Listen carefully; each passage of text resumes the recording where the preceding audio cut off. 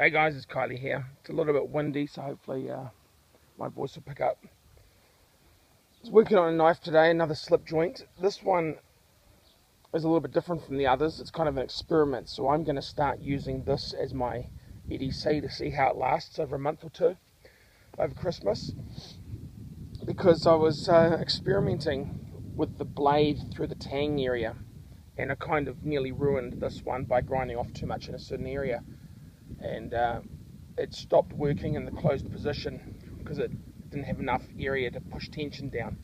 So I tried this experiment out to see if I could get it to work, because I'd fully finished the blade. It was really nice, and that's a large portion of the work, and it would have been horrible and a waste to throw that away. So I've managed to successfully recover that into a fully functioning knife with no issues, which is good. But it'll also allow me to demonstrate and talk about the features of the slip joint a little bit. This is my test prototype, sort of rough one that I whipped up myself, but it actually works really well. It's got a little bit of loose movement through here, but it just simply doesn't affect it in use. It's good. And I ground this really lean to see how it was as an EDC, because a lot of people were saying, well, for a pocket carrier I wouldn't mind quite a light one. And I managed to get this one with quite a snappy spring and everything, and it's very light retention, and it's quite nice for an EDC knife. And the shape of the blade has changed a lot on this because of experimentation, regrinding, but it's actually a really nice small pointy blade now. But it's become very thin after all the changes and adjustments, so I may end up selling this one, which was the very first test knife, at a discount. Bruce Nebulax may want to take that. He always seems to like my prototype ones, and this is actually a very functional, nice prototype. Good for pocket carry.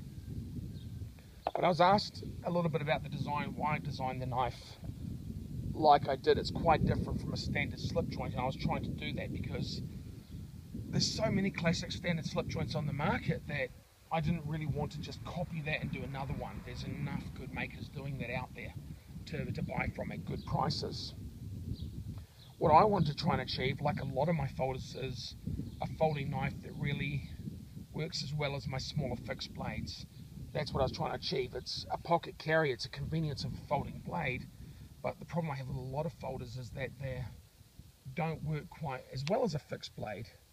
Of course, there's blades like Opinels and things which actually work really well as fixed blades once they're locked open. But I was trying to achieve a knife that would have a lot of the features of one of my fixed blades. So the idea was originally nice thick stock like this one. Now I've actually done this as an experiment. This is 2 solid 8mm thick slabs of micarta that I've machined in, no liners at all, and clean reamed, nice holes. I've left it quite thick through here and here to really support the screw structure and everything, and to get the original design I was after, which was a folding knife that's light, works well, and has a good feel of a solid fixed blade. Now with that thick handle, and let's just put this in comparison here,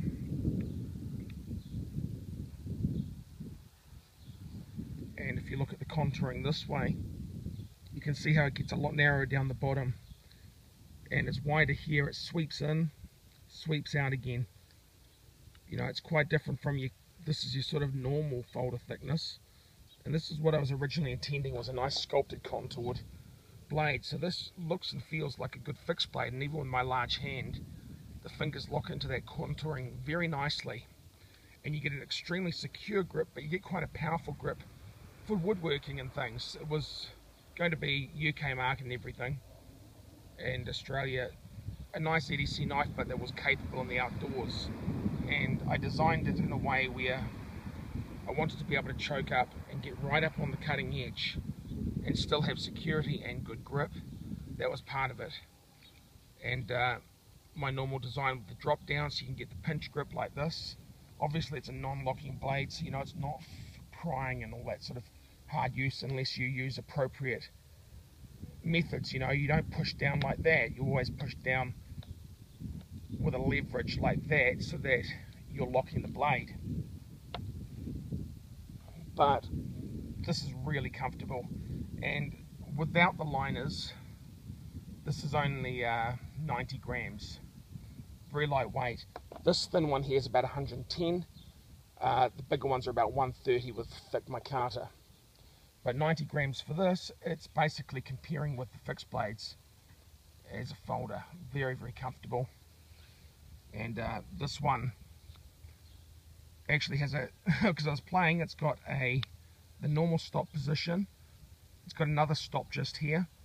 And then it's got a light closure, like a detent on a folder almost. Just a tiny light closure, and then no spring.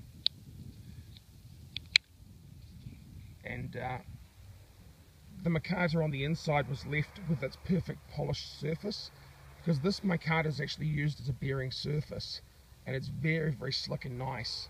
So it actually works as a better bearing surface than the steel liners that you'd classically have in a slip joint. And it's very, very rigid because of the thickness that I've left through here, that support spine. So through there and there, it offers a lot of support to the blade.